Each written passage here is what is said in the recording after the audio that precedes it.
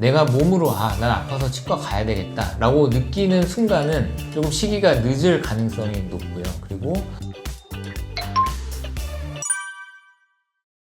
안녕하세요. 저는 치과의사이고 치과에서도 치과 보철과를 전문의를 하고 있는 연재용이라고 합니다. 2016년부터 서울 송파구에서 병원 치과의원을 개업하고 있고요. 네, 지금도 열심히 진료하고 있습니다. 우리 국민의 치아 건강 수준을 얘기하기는 사실 쉽지는 않은 것 같고요. 여러 가지 의해서 좀 달라질 수 있어요. 어떤 유전적인 요인도 있고, 또 어떤 사회적인 요인도 있고, 또 식습관, 생활 습관 이런 것들에 의해서도 많이 달라질 수 있는데, 좀 공통적으로 느껴지는 것 중에 하나는 굉장히 험하게 쓰신다는 겁니다. 그러니까 우리 한국 사람들이 먹는 음식이나 식생활이 이렇게 치아를 손상시키고 안 좋은 영향을 줄 수 있는 음식들을 꽤 많이 드시는 경향이 있어서 치아 건강에는 우리 한국인의 식습관이 아주 유리하지는 않다라고 생각하고요. 그것을 극복하는 것이 이제 관리라고 할 수 있는데, 최근에는 치아 건강이나 잇몸 관리에 좀 신경을 쓰는 분들도 많아지고 하셔서 이게 주기적으로 관리를 받는 분과 문제가 생길 때마다 치과를 찾아주시는 분들 사이에는 이제 이게 시간이 지나면 차이가 꽤 많이 나거든요. 그래서 제가 오늘 드릴 말씀의 전체적인 맥락이랑도 일치하는데, 자주 가시는 것이 덜 아프고 이를 키우지 않는 방법이라고 할 수 있겠습니다. 먼저 우리 치아의 특징을 말씀을 드리면, 우리 몸은 대부분 재생 능력을 가지고 있습니다. 예를 들면 뼈에 금이 가거나 피부에 상처가 나거나 하면 이제 이게 다시 붓고 재생이 되는데, 치아는 우리가 가지고 태어난 영구치가 그 상태로 평생 사용을 해야 되는 거예요. 그래서 치아가 어디가 이제 깨진다거나 금이 간다거나 했을 때 이게 다시 재생되는 능력이 없습니다. 그래서 이 치아를 깨지지 않게, 망가지지 않게 좀 유지를 해야 되는데, 한국 사람들이 먹는 음식 중에 이제 뼈째 씹어 먹는다든지 얼음을 와그작 씹어 먹는다든지 이런 것들이 이제 치아에 자극이 될 수 있죠. 그러니까 굉장히 험한 환경이긴 해요. 그러니까 아주 뜨거운 음식을 먹었다가도 얼음을 먹고, 또 단단한 음식도 좋아하시고, 그리고 또 어떤 분들은 병뚜껑이나 이런 걸 이로 이렇게 딴다거나 그런 데 사용하시는데, 그런 거는 조금 조심하는 게 좋겠습니다. 이제 잇몸의 병이라고 한다면 대표적인 것이 이제 풍치라고 알려진 치주염인데요. 그러니까 치아의 뿌리를 감싸주는 조직을 치주 조직이라고 하는데, 이 치주 조직에 염증이 생긴 거를 치주염이라고 합니다.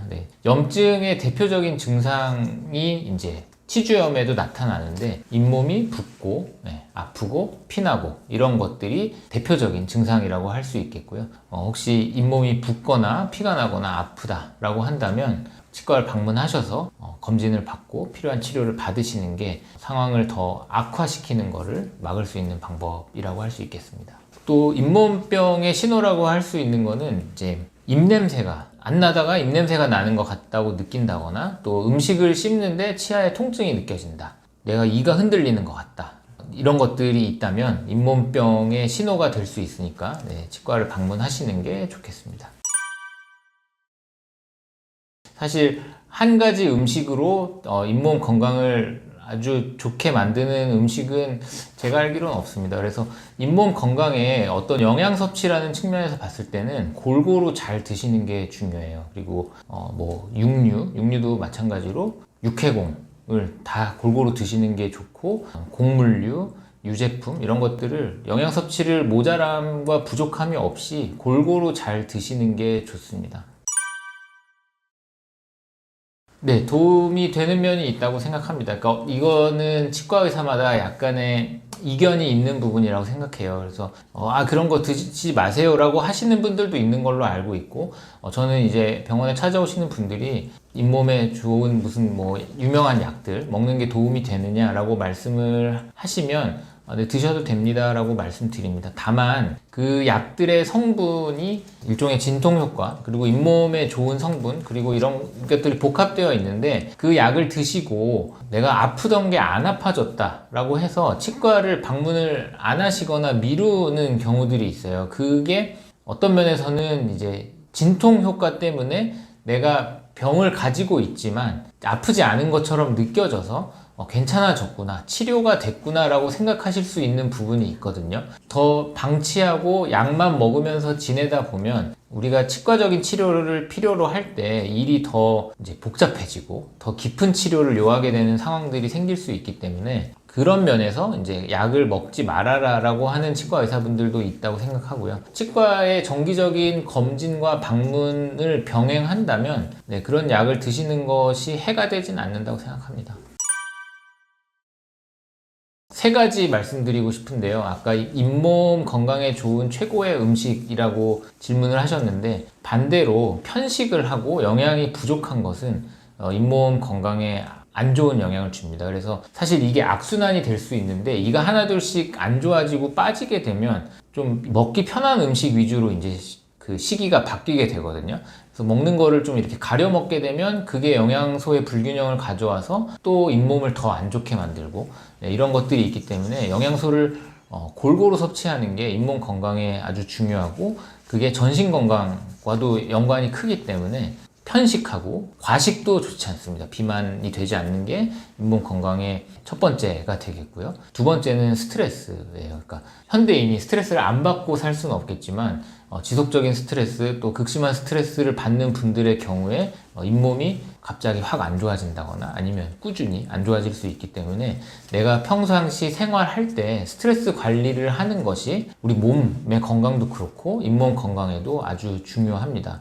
그 스트레스라는 게, 이거는 뭐 제 개인적인 생각인데, 어떤 생활 패턴, 그러니까 불규칙한 생활 패턴도 잇몸의 건강을 유지하는 데 좀 해가 될 수 있어요. 그래서 낮밤을 바꿔서 생활한다든지 아니면 수면 시간이 불규칙하다든지 이런 것들도 잇몸에 안 좋은 영향을 줄 수 있기 때문에, 규칙적인 생활과 스트레스를 안 받기는 어렵겠지만 덜 받는 생활을 유지하는 것이 잇몸 건강의 두 번째 조건이라고 할 수 있겠고요. 세 번째는 잇몸을 망치는 대표적인 생활 습관 중에 하나는 바로 담배입니다. 담배를 피는 것은 뭐 전신적인 문제 뿐만 아니라 잇몸에도 좋지 않은 영향을 줄 수 있어요. 또 담배를 피는 분들의 경우에는 잇몸, 치아를 감싸고 있는 잇몸 조직의 혈관의 어떤 그 혈류가 줄어들기 때문에, 담배 피는 분들은 사실 아까 잇몸병의 대표적인 증상이 붓고 피나고 아프고 라고 말씀드렸는데, 피가 잘 안 나요. 그래서 내가 잇몸이 안 좋은지 잘 모르고 지내시는 분들도 많거든요. 그래서 담배는 여러 가지로 잇몸에 안 좋기 때문에 끊는 것이 좋겠습니다.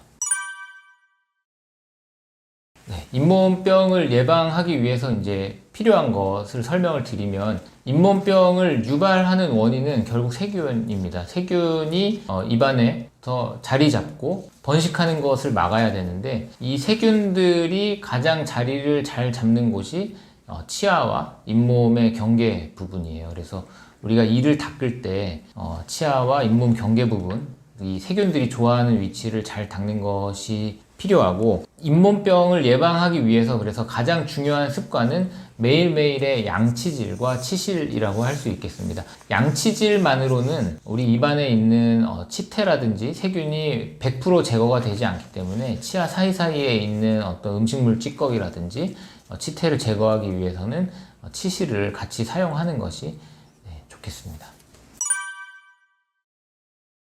333 운동이 사실 제가 어릴 때, 그러니까 수십 년 전부터 해왔는데 사실 이게 바뀌진 않았거든요. 관점에 따라서 좀 다를 수 있습니다. 그리고 기관마다 권장하는 게 좀 다른데요. 예를 들면 뭐 영국 같은 곳에서는 하루에 2번의 양치질을 권장합니다. 아침 저녁으로. 뭐 미국에서도 최소한 2번을 해라 라고 이제 권장을 하는데, 이제 연구마다 조금씩 차이가 있을 수 있어요. 근데 제가 학교 다닐 때 배운 지식과 그런 연구 결과를 보면, 우리가 어떤 당이나 이런 충치를 유발하는 음식물을 섭취했을 때 충치를 유발하는 균들의 어떤 활발한 움직임이 그거를 섭취하고 3분 지나면서 이제 나타나기 때문에, 이거를 가능하면 섭취하고 3분 이내에 제거하는 것이 좋다라는 관점이고, 우리가 뭔가 충치균의 먹잇감을 주게 되는 경우에는 바로바로 제거하는 것이 좋으니까, 하루에 우리가 3끼를 먹잖아요. 그래서 하루 3번 양치질을 하는 것을 권장한다 라는 관점이 되겠고요. 저는 제가 이제 진료를 하는 환자분들께는 하루에 2번만 하셔라 라고 말씀을 보통 드려요. 거예요. 그러니까 2번을 하더라도 건성건성 3-4번 하는 것보다 2번을 제대로 하는 것이 낫다라고 말씀을 드리고, 특히 자기 전에 하는 양치를 중요하다고 말씀을 드립니다. 우리가 잇몸병의 원인이 되는 세균은 48시간 이내에 제거를 하면 사실 그 활성을 유지하기가 쉽지 않아요. 그래서 뭐 이론적으로는 우리가 100% 양치질을 완벽하게 할 수 있다면 48시간마다 해도 되긴 하는데, 그게 이제 불가능하고, 이런 세균들의 활성이나 이런 것들이 수면 중에 더 활발히 일어날 수 있기 때문에 자기 전에 양치질을 공들여서 하시는 게 좋겠다라고 말씀을 드립니다. 요즘에 굉장히 많거든요. 이런 뭐 치약과 칫솔의 선택지가. 사실 치약은 제가 치약을 권해달라고 얘기할 때 보통 말씀드리는 거는 불소가 함유된 것을 선택하는 것이 좋고, 맛과 향이 마음에 드는 것을 선택해라라고 보통 얘기를 합니다. 그래서 치약의 성분이나 이런 것들은 사실 큰 차이가 있을 수는 없어요. 근데 불소의 함유는 치약마다 좀 차이가 있을 수 있고, 특정한 효능을 강조하는 치약들이 있습니다. 예를 들면 시린니에 좀 효과적이다, 또는 뭐 충치 예방에 효과적이다, 구취를 막아준다, 잇몸 건강에 더 좋다, 이런 것들을 내가 특정한 어떤 관심사가 있다면, 예를 들면 내가 이가 좀 시린 증상이 심하다, 이런 분들은 시린니에 효과적이다 라고 하는 치약을 선택해서 사용하시는 게 좋겠고요. 어떤 경우를 선택하든지 간에 불소가 전혀 없는 치약보다는 불소가 함유된 치약을 사용하시는 것을 권해드립니다. 그리고 칫솔은 모가 가늘고 부드러운 것을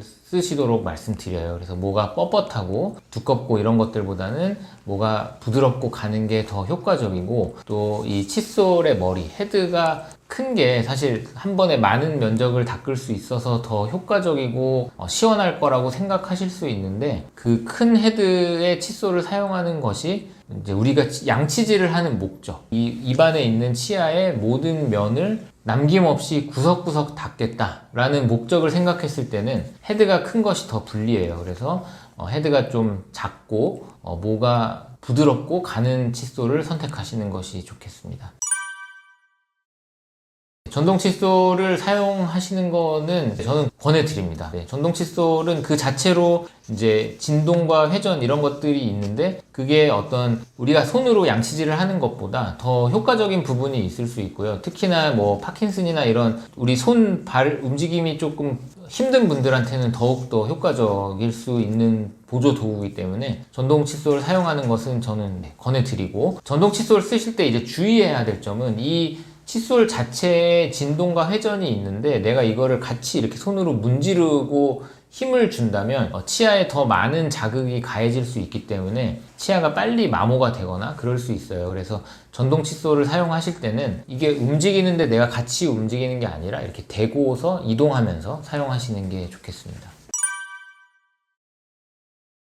치간 칫솔의 목적은 치아와 치아 사이에 이제 끼어있는 이물질과 세균을 제거하는 목적인데, 치아와 치아 사이 간격이 타이트한 사람들, 젊은 분들이나 치아가 잇몸에 큰 문제가 없는 분들, 그리고 뭐 보철 치료나 이런 것들을 많이 받지 않은 분들은 치간 칫솔 꼭 쓰지 않으셔도 돼요. 그런 분들은 치실로도 충분히 해결이 가능하고요. 이제 그 사이, 치아와 치아 사이 공간이 이제 너무 넓거나 간격이 좀 이렇게 느슨한 분들의 경우에는 치실로 완벽히 제거가 안 되거나 치실을 써도 뭔가 좀 완전히 못한 것 같은 느낌이 들 수 있거든요. 그래서 이런 분들은 치간 칫솔을 권해드립니다. 보통 사용하시는 것보다 더 빨리 바꾸시는 게 좋습니다. 저는 그게 조금 안타까운데요. 우리가 피부에는 굉장히 신경을 많이 쓰거든요. 뭐 헤어나 피부 용품이나 뭐 우리가 세안을 하는데도 뭐 세안제를 몇 가지를 쓰고 세안을 하고 나서 얼굴에 뭐 여러 가지를 바르고 이런 분들이 있는데, 치약 칫솔은 사실 선물로 들어온 거 쓰고, 또 뭐 칫솔도 이렇게 보면은 뭐가 이렇게 옆으로 다 휘어 있는데도 그냥 쓰고 이런 분들이 많아요. 근데 칫솔의 어떤 권장 사용 주기는 3개월에서 4개월 정도입니다. 그래서 아마 이 얘기 들으면 다들 그렇게 빨리 바꿔야 된다고 라고 생각하실 텐데, 한 3개월에서 4개월 정도가 되면 이 칫솔 모가 끝이 이제 벌어지기 시작하고 닳아서 어떤 우리가 그 칫솔에서 처음에 기대할 수 있는 효과가 조금씩 떨어지게 돼요. 그래서 우리가 피부나 이런 외모에 투자하는 것처럼 잇몸 건강을 투자한다라고 생각하면 칫솔은 자주 바꿔주시는 것이 좋고요. 그리고 내가 칫솔을 쓴 지 아까 3, 4개월 말씀드렸는데 한 달 됐는데 이렇게 칫솔 뭐가 옆으로 이렇게 다 눕는다, 라고 하신다면 너무 세게 양치질을 하시는 거라고 의심해 보시는 것이 좋겠습니다. 이제 치과 의사로서 그리고 어떤 국민들의 치과에 대한 어떤 상식 이런 거에서 조금 부족하다라고 느껴지는 게 이제 양치질 방법인데요. 우리가 어렸을 때는 이렇게 옆으로 닦는 것을 보통 배워요. 이유는 애들이 잘 안 닦으니까. 구석구석 잘 닦기 위해서 옆으로 이렇게 문질러라 라고 양치질을 교육을 하는데, 성인들의 경우에는 사실 옆으로 횡마법이라고 하는데 옆으로 문지르기보다는 이 치아와 평행한 방향으로 양치질을 하는 것을 더 권해드립니다. 그래서 우리가 잇몸 건강을 위해서는 이 치아와 잇몸 사이에 그 홈이 있어요. 그래서 그 잇몸 안쪽까지 솔이 도달하도록 양치질을 하는 것을 권장해 드립니다.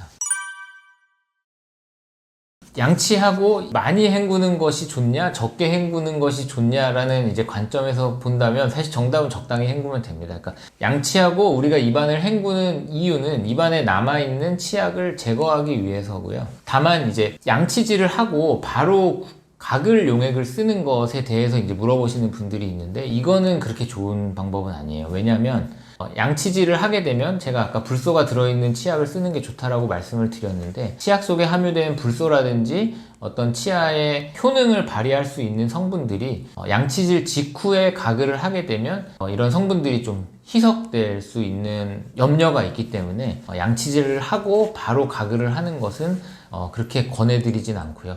그래서 양치질을 하고 입을 헹구는 것은 이제 너무 많이 헹구면 그 효능을 희석시킬 수 있겠죠. 그게 뭐 영향이 크진 않을 거라고 생각합니다만. 그리고 양치를 하고 입안을 너무 안 헹구면 입안에 이제 치약이 남아있을 수 있으니까 적당히 hen구는 것을 답변을 드리고 싶습니다.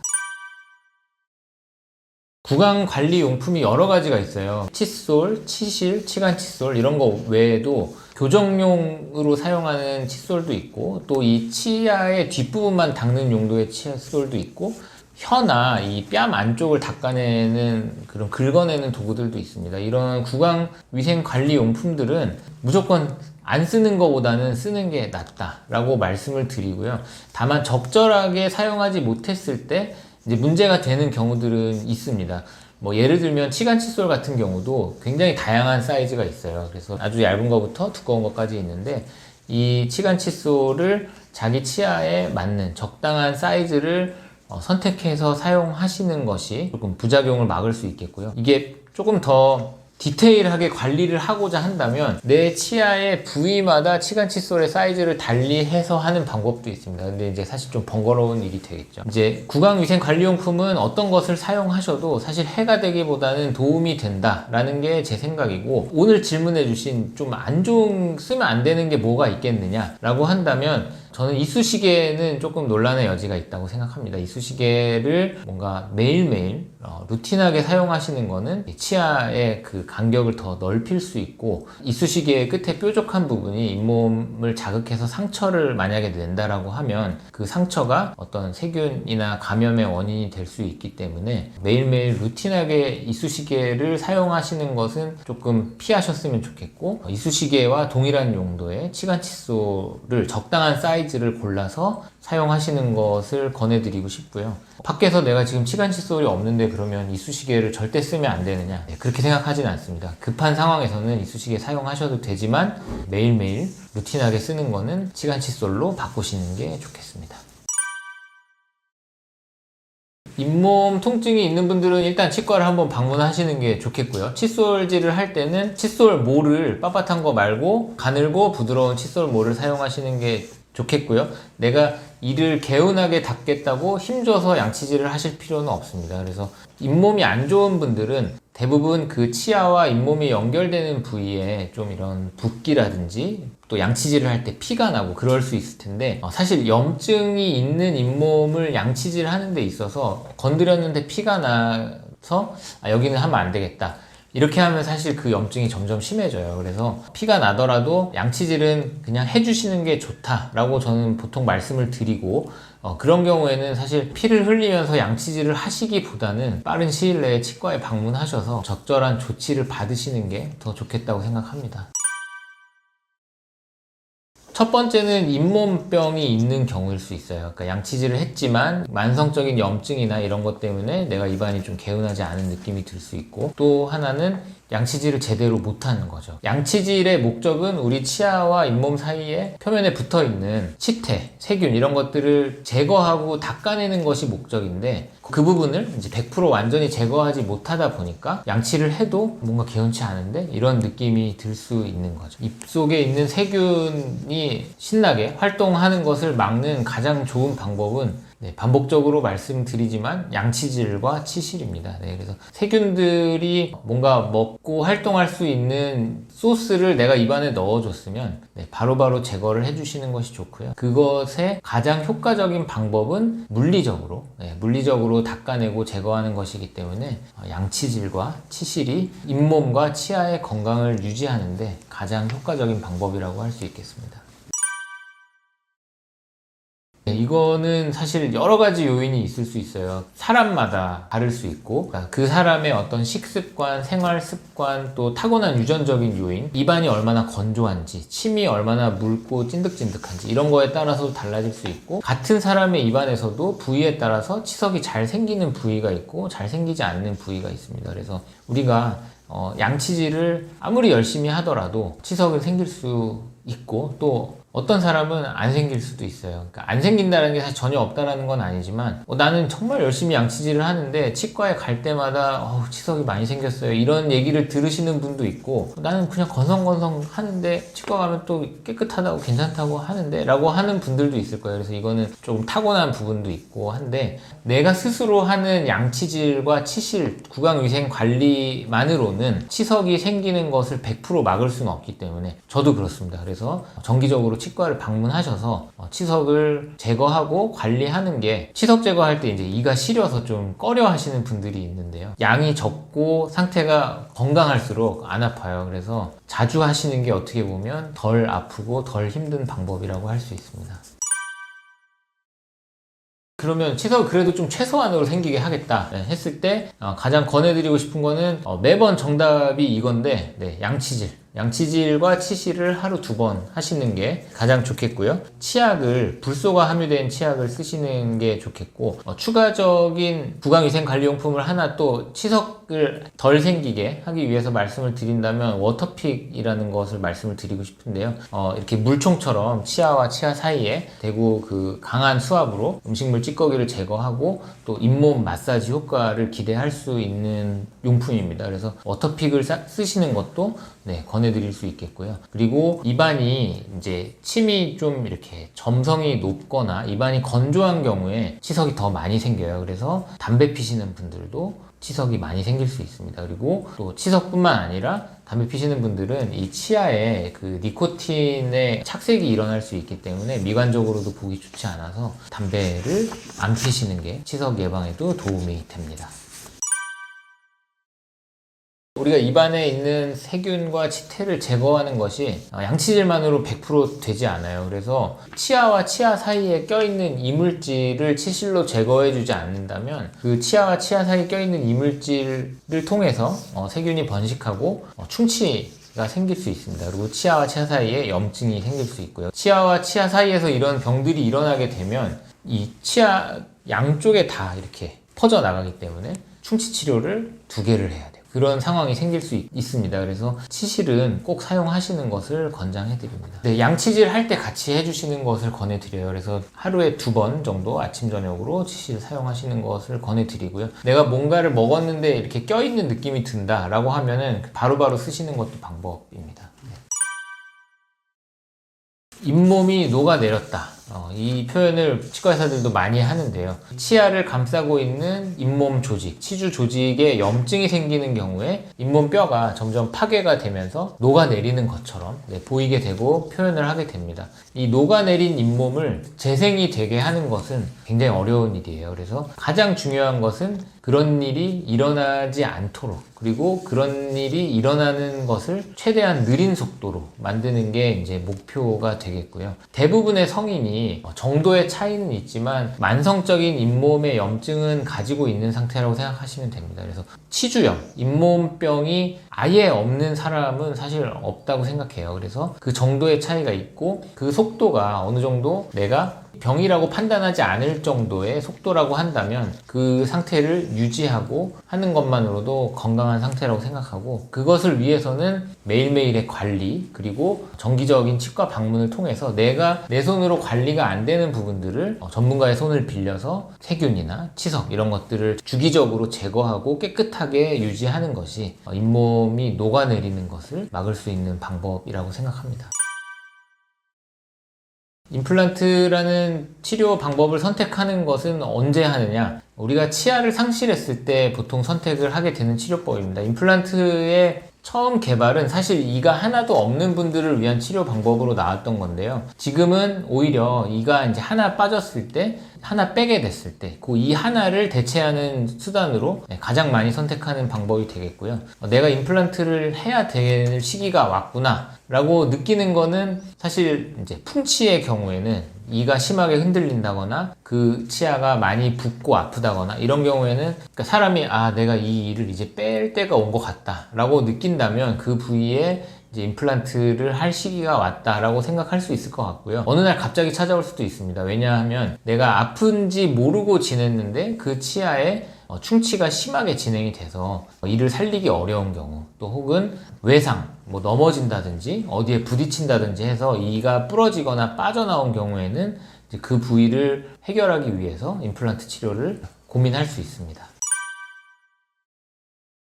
뼈 이식이라든지 재료의 발전, 기술의 발전 이런 것들을 통해서 임플란트는 웬만한 경우에는 대부분 시술이 가능해요. 근데 전신적인 질환의 문제, 그리고 임플란트를 시술해야 되는 부위의 어떤 신경관이라든지 남아있는 치조골의 상태에 따라서는 임플란트가 불가능한 경우도 있고요. 다만 우리가 흔히 이제 겪는 전신질환, 요즘 이제 대부분 기저질환 하나씩 가지고 계신데 고혈압, 당뇨 이런 기저질환의 경우에는 대부분 임플란트가 가능합니다. 그래서 임플란트를 고민하고 계시는데 나는 임플란트 불가능하지 않을까라고 생각하신다면 한번 치과의사와 상의를 해보시는 게 좋다고 생각합니다. 그런 기저질환 혹은 전신상태 때문에 치료를 못 받을까봐 안 좋은 상태로 계속 미루게 된다면 그게 오히려 영양섭취나 이런 부분들의 문제를 일으켜서 내 몸을 더 불편하게 아프게 만들 수 있기 때문에 해결할 수 있는 치아 건강의 부분은 가능한 빨리 해결을 하는 것이 내 몸의 건강을 위해서도 더 도움이 된다고 생각합니다.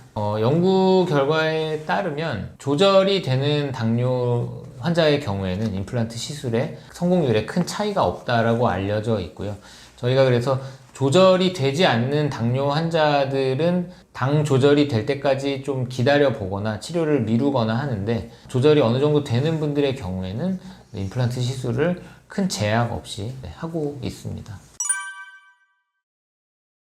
임플란트의 치료 기간은 상황에 따라, 사람에 따라 조금씩 차이가 있을 수 있는데요. 예전에는 이제 임플란트 치료를 하기 위한 과정, 이를 빼고 뼈 이식이 필요하다고 하면 뼈 이식을 하고 임플란트 시술을 하고, 이 과정들을 이렇게 단계를 나눠서 해서 치료 기간이 보통은 6개월에서 1년 가까이 걸리고 했었는데, 최근에는 그 과정들을 보통은 이제 합쳐서 진행을 하는 것이 저는 더 선호하고요. 그래서 저 같은 경우에는 이를 빼고 바로 그 자리에 임플란트 나사를 심고 뼈 이식을 하고 이런 과정들을 더 선호하고, 그렇게 치료를 진행하는 경우에는 평균적으로 한 3개월 내외의 기간이 걸린다라고 생각하시면 될 것 같고요. 상황이 더 유리한 경우에는 한 달에서 2달 정도의 치료를 마무리 지을 수도 있고, 조금 더 상황이 어렵고 힘든 상태다라고 한다면 한 6개월, 9개월, 1년까지도 걸리는 환자분들도 있습니다.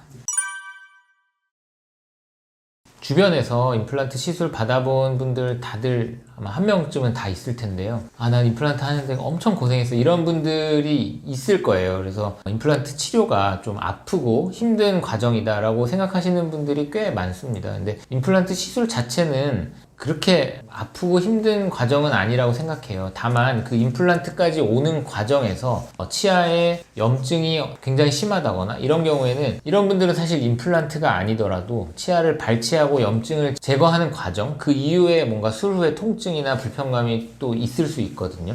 그래서 멀쩡한 잇몸에 시술하는 게 아니기 때문에 생길 수 있는 문제가 또 하나 있을 수 있고, 임플란트 자체보다 뼈 이식을 하는 경우에 조금 더 시술 후에 아프고 불편할 수 있습니다. 대부분의 경우에는 어떤 임플란트 시술 이후에 불편감, 통증 이런 것들은 하루 이틀 정도면 어느 정도 조절 가능한 상황이라고 생각하고요. 보통은 임플란트 시술을 받으시고 다음 날부터 일상생활이 가능하다라고 말씀을 드려요. 그리고 그 시술 과정에 대한 두려움, 우리가 치과 약속을 잡는 것만으로도 이제 긴장이 시작되고, 또 치과에 들어갔을 때 어떤 그 냄새, 공기, 또 그 소리 이런 것들이 굉장히 공포를 유발하잖아요. 그런 것들 때문에 내가 치료를 좀 미루고 꺼려진다라고 하신다면 수면 치료라든지 이런 방법을 통해서 덜 힘들게 치료를 받을 수 있는 방법들도 있고요. 또 임플란트 시술 자체를 또 최신 기술, 뭐 예를 들면 디지털 임플란트라든지 내비게이션 임플란트 이런 것들을 통해서 조금 덜 힘들게 시술을 받을 수 있는 방법들도 요즘에는 있으니까요. 너무 걱정하고 미루지 마시고 치과 의사와 한번 상의를 해보시는 것을 말씀드리고 싶습니다. 말로 설명드리기 참 어려운데, 그러니까 어떤 분들은 나 임플란트 하고 굉장히 고생했고 금방 망가졌다 이런 분들도 있을 수 있거든요.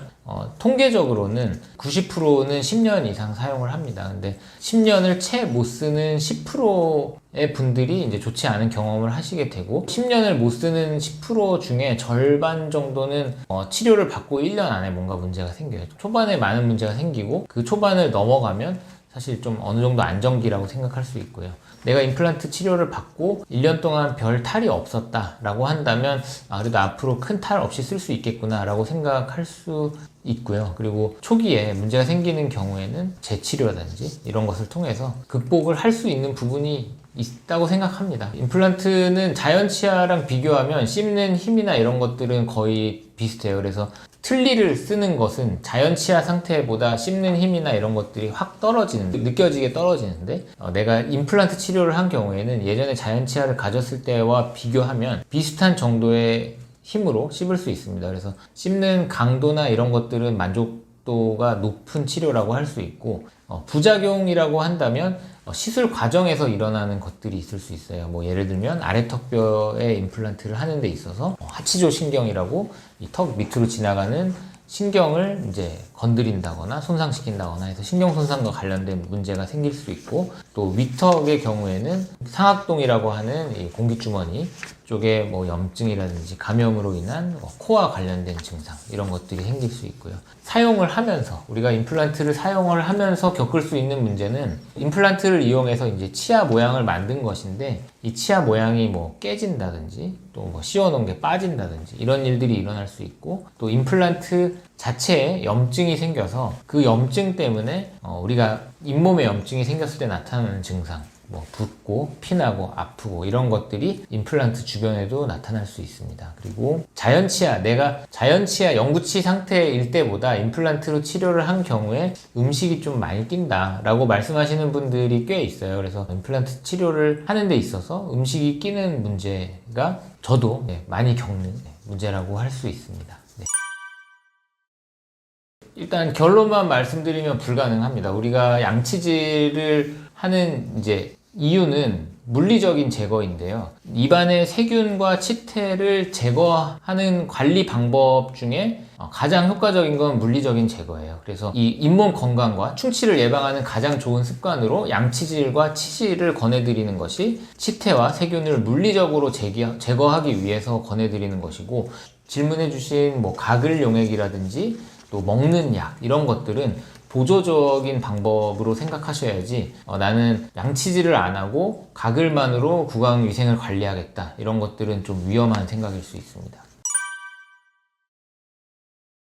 스케일링을 하고 나서 이제 많이 겪는 불편감은 이제 이가 시리다 라는 거랑 치아가 마모가 된 것 같다, 이 사이에 구멍이 난 것 같다 라고 말씀을 많이 하시는데요. 이것들의 대부분의 이유는 치아를 덮고 있던 치석을 제거했기 때문입니다. 치석이 내 치아의 일부인 것처럼 느껴졌던 것이 이제 사라지니까 이가 이렇게 홀쭉해지고 구멍이 난 것처럼 느껴지고, 할 수 있고요. 또 이 치아에 치석이 이렇게 잘 생기는 부위가 잇몸과 연결된 부위, 치아의 뿌리 쪽인데 이 치석을 걷어내고 나면 치아의 뿌리가 이렇게 밖으로 드러나게 되거든요. 근데 우리 치아의 뿌리는 치아의 머리 부분에 비해서 이런 외부 자극에 더 민감해요. 그래서 뭐 찬물이라든지 찬바람 이런 것들에 더 과민한 증상을 보일 수 있는데 이거를 치석이라는 이불을 이렇게 덮고 있어서 추운 줄 몰랐다가 저 이불을 확 치워버리니까 춥게 느껴지는 건데 사실 깨끗하지 않은 이불을 덮고 있었던 것이기 때문에 그 이불 속에서 뭔가 계속 안 좋은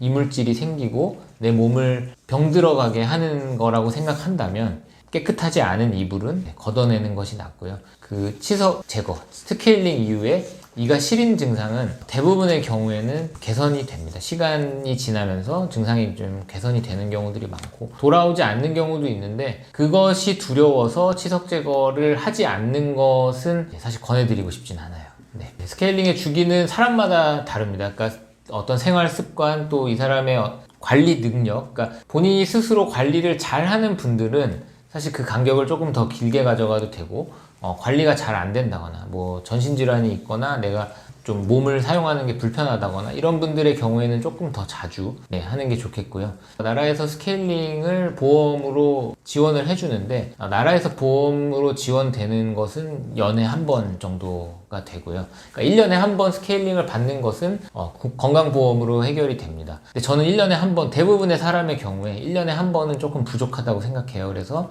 보통 6개월에 한 번 정도 스케일링 받는 것을 권해드립니다. 저는 뭐든지 잘 먹는 게 더 좋다고 생각하기 때문에 내가 치과 의사니까 당신은 이거는 절대 하시지 마세요 라고 하는 거는 사실 없어요. 그래서 오늘 많이 말씀드린 금연하는 것과 음식으로 이제 생각하면 충치와 잇몸 건강을 해치는데 너무 좋은 환경을 제공하는 것이 당을 계속 입안에 치아에 붙어있게 하는 끈적끈적한 음식이거든요. 그래서 당분이 많이 들어가 있는 끈적끈적한 음식, 좀 누가 이렇게 먹는 것을 옆에서 보면 저거 바로 좀 닦아내야 될 텐데 좀 충치 생길 텐데 이런 걱정이 들긴 해요. 그래서 끈적끈적한 당류, 과자류 이런 것들은 피하시는 것. 그리고 그걸 이제 먹게 됐으면 바로 이제 입을 최소한 헹구거나 아니면 양치질을 통해서 이렇게 치아에 이렇게 덕지덕지 붙어 있지 않도록 만드는 것이 좋겠습니다. 저는 사실 탕후루를 먹어본 적이 없습니다. 먹어본 적이 없는데 제가 아는 어떤 원장님은 탕후루 먹고 뭐 이가 깨졌다, 충치가 생겼다 라고 해서 환자가 조금 늘어나는 게 느껴진다라고 하는 분들도 있더라고요. 그 음식은 제가 오늘 말씀드렸던 여러 가지 조건을 사실 만족시키긴 하는 것 같아요. 어떤 끈적끈적함, 그리고 당분, 치아가 재생이 되지 않는 조직이기 때문에 어떤 깨짐이나 이런 마모에 좀 조심해야 된다라고 말씀드렸는데 이제 그런 것도 유발할 수 있고 그래서 드시지 말라는 건 아니지만 조금 조심해서 드시는 게 좋겠습니다. 양치질을 바로 하는 게 좋습니다. 그러니까 치아에 뭔가 붙어 있는 것들을 바로 물리적으로 제거하는 것이 좋고요. 그게 현실적으로 좀 어렵다라고 한다면 물을 드셔서 그 입안에 있는 농도를 좀 희석시키는 것이 도움이 될 수 있습니다. 평생 치과에 안 가고 싶은 이유는 사실 치과에 대한 어떤 두려움, 뭔가 아픈 걸 받게 되고 비용도 많이 나올 것 같고 이런 걱정 때문에 치과는 안 가고 싶은데 라는 생각을 하게 되잖아요. 그래서 사실 우리가 치과에 갔을 때 겪게 되는 어떤 고통, 비용의 부담 이런 것들을 조금이라도 줄이기 위해서는 자주 가시는 게 도움이 됩니다. 그래서 뭔가 일이 커지기 전에, 병이 커지기 전에 미리미리 찾아내고 치료하는 게 더 아프고 힘든 시술을 받지 않도록 하는 방법이 되겠고요. 제가 이제 몇 년 동안 계속 관리를 하고 진료를 보고 있는 환자 중에 한 분이 이제 유명한 배우이신데 저한테 그런 말씀을 하셨어요. 나는 피부과를 가는 것처럼 치과에 온다. 그래서 피부과랑 치과랑 비슷한 시기에 예약을 그분이 이제 6개월마다 오시거든요. 정말 이렇게 딱 약속을 잡아 놓으면 미루는 거 한 번 없이 이제 딱 6개월마다 딱딱 정해진 날짜에 오시는데 치료할 게 그렇게 많지가 않아요. 그러니까 항상 비슷한 정도의 상태를 유지하고 있고 조금 아쉬운 부분이 있으면 그날 이제 뭐 말씀을 드리고 뭐 치석을 제거한다든지 클렌징을 한다든지 이렇게 해서 관리를 하기 때문에 사실 치과 의사 입장에서는 뭐 돈이 되는 환자가 더 반갑다라고 생각하실 수 있겠지만 저는 잘 유지되고 뭔가 손댈 게 없는 환자분들이 저도 몸이 편하고 기분도 좋고 그렇거든요. 그래서 치과를 미루기 시작하면 치과에서 내가 겪게 될 그 고통과 뭐 비용이 더 커질 수 있으니까 자주 점검을 받으시는 것이 오히려 치과를 멀리 하는 방법이 되겠습니다. 우리가 증상을 느끼게 되는 시기가 꽤 많이 진행된 경우가 많아요. 그러니까 우리 몸이라는 게 어느 정도 적응을 하기 때문에 원인이 생겼을 때 이것을 안 아프게 적응하려고 또 몸이 하거든요. 그래서 어느 날 좀 아픈 것 같다가 며칠 지나면 또 괜찮아지고 그게 반복되는 경험을 해보신 적이 있을 겁니다. 근데 그거를 아프다가 괜찮아졌는데 이게 치료가 된 것이 아니라 내 몸이 적응을 한 거죠. 그래서 그게 몇 번 반복되면 예를 들면 간단한 충치 치료로 끝낼 수 있었던 것을 뭐 신경 치료를 해야 된다든지 결국에 발치까지 한다든지 이런 일들이 있을 수 있어요. 그래서 내가 몸으로 난 아파서 치과 가야 되겠다 라고 느끼는 순간은 조금 시기가 늦을 가능성이 높고요. 그리고 치과에 갔을 때 내가 증상을 못 느꼈어도 문제가 되는 부분들을 미리 발견하고 치료를 한다면 그게 사실 더 효과적인 방법이라고 생각합니다.